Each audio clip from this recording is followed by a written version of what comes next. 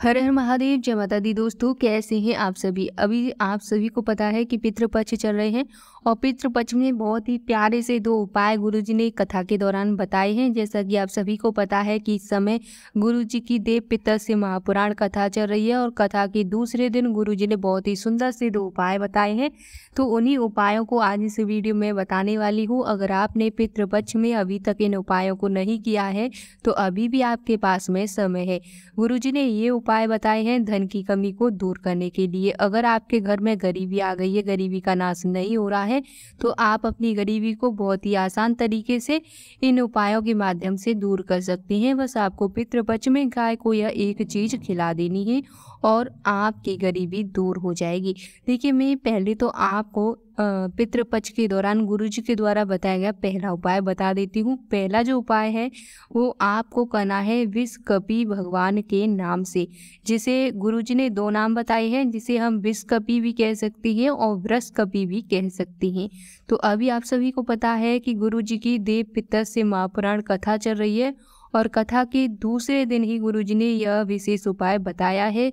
और जो मैं आपको गाय को खिलाने वाली वह चीज़ बताने वाली हूँ, वह केवल पितृपक्ष की कुछ खास और महत्वपूर्ण तिथियों के दिन ही करने को बताया है। ऐसा नहीं है कि रोज आप कर सकें। अगर रोज करना है तो रोज भी कर सकती हैं, परंतु कुछ महत्वपूर्ण तिथियां बताई हैं जिस दिन आपको यह काम करना है। श्राद्ध पक्ष में 16 दिन होते हैं और 16 दिनों में से कुछ तिथियां ऐसी हैं जिन तिथियों को अगर गाय को यह एक चीज खिलाते हैं तो कभी भी गरीब नहीं रहती हैं। तो पहला उपाय मैं आपको बता देती हूँ कि पहले उपाय में आपको करना क्या है।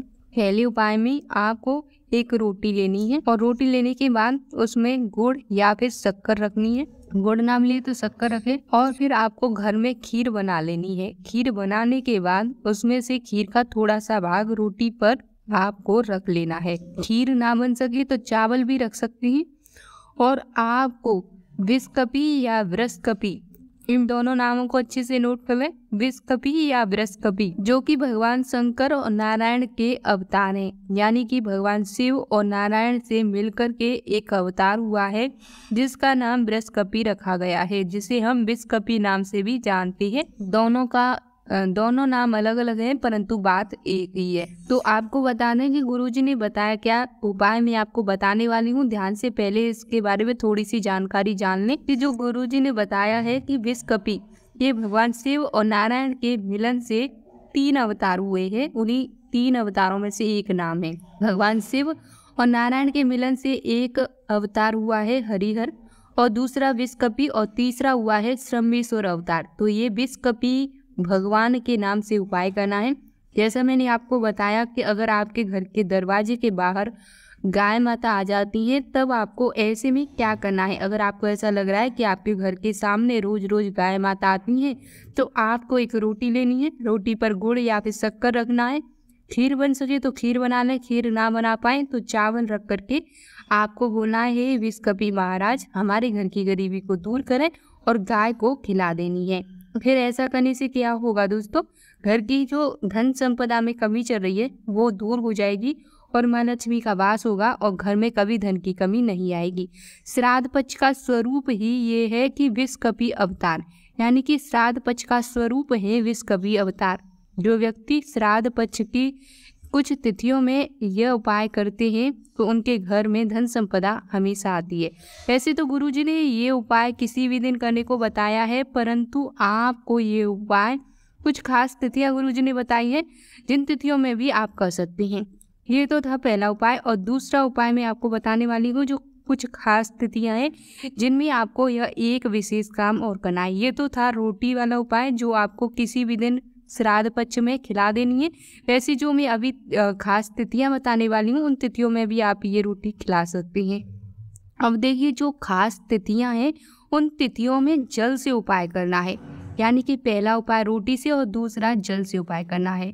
आपको करना क्या है कि श्राद्ध पक्ष की जो तिथियां हैं उनमें या तो ऐसे व्यक्ति को जिसे आप जानते नहीं हैं वो आपसे जल मांग रहा है तो आप उसे जल पिला दें, या फिर आपके आसपास घूमने वाली गाय को जल पिला दें।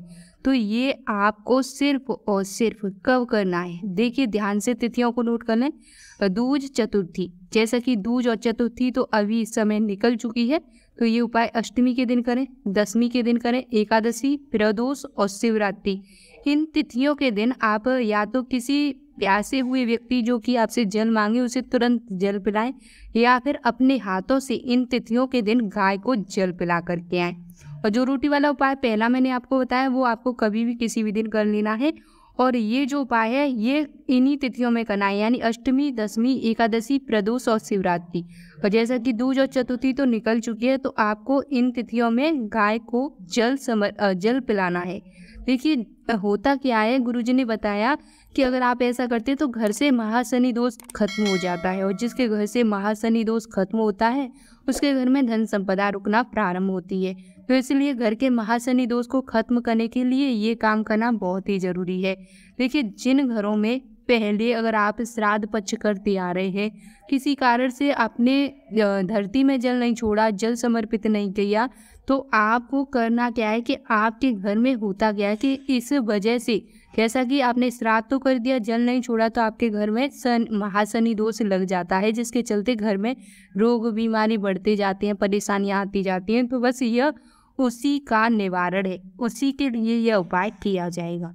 तो आपको श्राद्ध पक्ष में ये काम कर लेना है, आपकी सोई हुई किस्मत अवश्य चमक जाएगी। उम्मीद है कि उपाय बहुत अच्छे से समझ आ गया होगा। वीडियो पसंद आए तो वीडियो को लाइक करें, शेयर करें।